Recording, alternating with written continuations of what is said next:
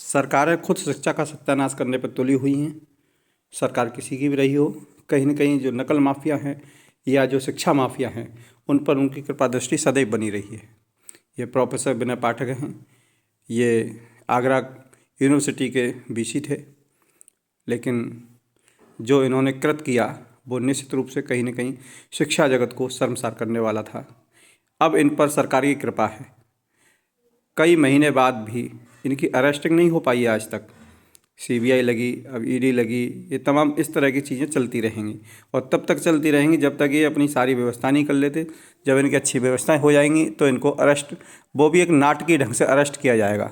उसके बाद में जेल में भी इनकी तेल मालिश वगैरह सब जो संसाधन होते हैं वो सब इनको मिलेंगे, क्योंकि इन्होंने करप्शन करके इतना पैसा जमा कर लिया है कि उस पैसे की चमक में चाहे वो जेलर हो, जेल अधीक्षक हो, या सरकार हैं या सरकार में बैठे नुमाइंदे हों, उन सबको ही खरीद सकते हैं।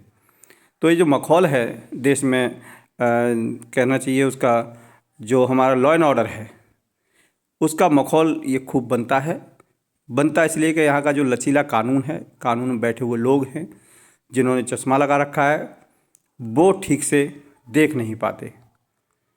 देख इसलिए नहीं पाते कि इनके आंखों पर जो चश्मा है वो कहीं ना कहीं करप्शन का खुद चढ़ा हुआ है।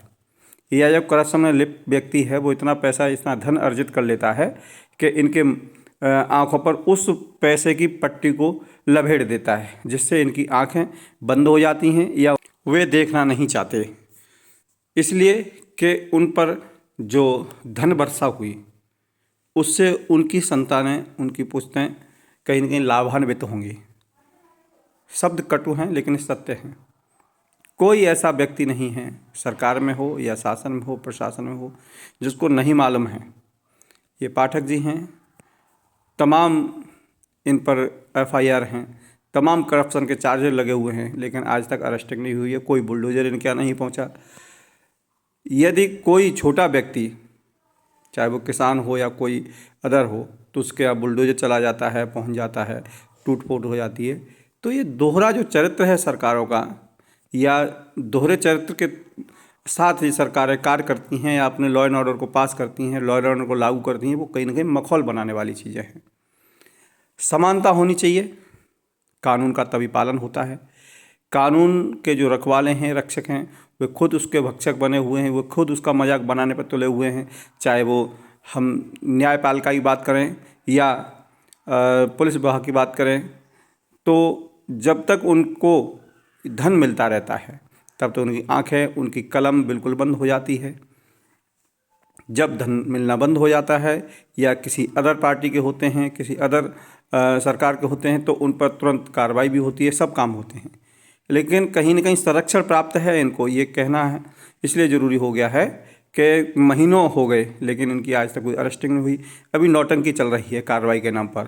अभी सीबीआई जांच करेगी, फिर ईडी लगेगी, फिर तमाम जितनी चीज़ें हैं वो लगेंगी, और जब तक लगती रहेंगी जब तक इनकी व्यवस्था अच्छी नहीं हो जाती है। जब इनकी व्यवस्था बन जाएगी जेल जाने के लिए, वहाँ जेल में सारे संसाधन को मुहैया करा दिए जाएंगे, उसके बाद में इनकी नाटकीय ढंग से अरेस्टिंग हो जाएगी। तो इस तरह का जो मखौल है देश के प्रति, देश के गुनहगार जो हैं उनके प्रति, कहीं न कहीं देश को कमज़ोर करने वाली चीज़ें हैं।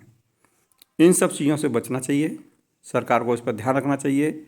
यदि नियम है, कानून है, तो कानून सबके साथ बराबर का व्यवहार होना चाहिए और कानून का सही से पालन कराना हमारी और उनकी भी एक नैतिक जिम्मेदारी है।